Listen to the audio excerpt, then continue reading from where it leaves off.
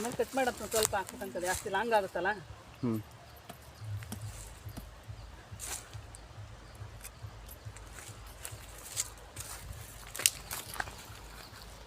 ಎರೆಹುಳು ನೋಡು. ಎರೆಮಣ್ಣು ಇಲ್ಲ ಎರೆಹುಳ, ಅದೇ ಎರೆಮಣ್ಣಲ್ಲ. ನೆಲ ಫಲವತ್ತಾಗಿರ್ತೈತೆ ಅಂತ ಎರೆಹುಳ ಇದ್ರೆ. ಸೊಳ್ಳೆ ಕಚ್ಚುತ್ತಾ ಕೊಡ್ತೀವಲ್ಲ ಈಗ ಬಸ್ತ ಮಾಡ್ತಿದ್ವಿ. ಹೌದಾ? ಒಳ್ಳೆದಾಗ್ತದೆ. ಏನು ಗಿಡ ಇದು? ಇದು ಬಿಲ್ಪತ್ರ ಅದಲ್ಲ, ಬಿಲ್ಪತ್ರ ಸ್ವಾಮಿಯವ್ರು ಕೊಟ್ಟೋಗಿದ್ದು ನಮಗೊಂದು. ಮನೆ ಹತ್ರ ಹಾಕ್ರಿ ಅಂತ ಕೊಟ್ಟೋಗಿದ್ರು ಇದನ್ನ.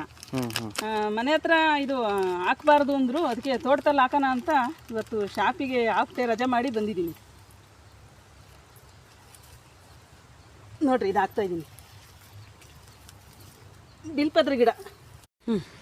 ಇದು ಏನಿದು ಸರಿ, ಇದು ನವಿಲು ಗರಿ.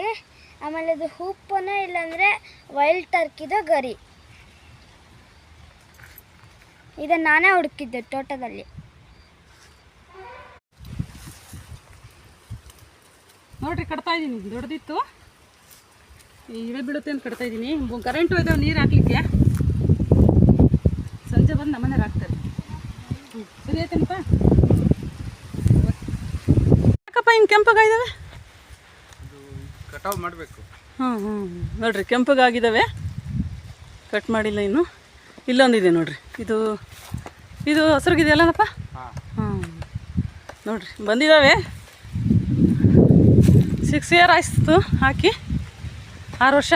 ನೋಡ್ರಿ ಒಂದು ಸರಿ ಕೊಯ್ಲು ಆಗಿತ್ತೆ, ಇನ್ನೊಂದು ಸರಿ ಕೊಯ್ಲು ಮಾಡಬೇಕು.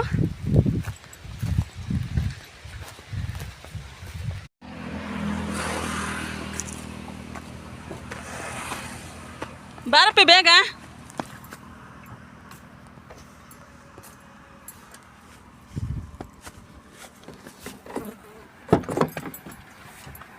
ಬಾ ಹತ್ತು ಬಾ.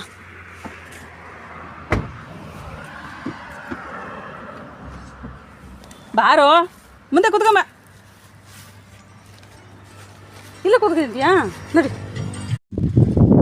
ನೋಡ್ರಿ ಮೆಣಸಿನ ಗಿಡ ಎಷ್ಟು ಚೆನ್ನಾಗಿದ್ದಾವೆ. ಕಿತ್ಕ ಬೈತಾರೆ, ನಮ್ದೆಲ್ಲ ಇದು ಬೇರೆಯವ್ರದು. ಇದು ಪಕ್ಕದ ಹೊಲ್ದವ್ರದ್ದು. ಇದು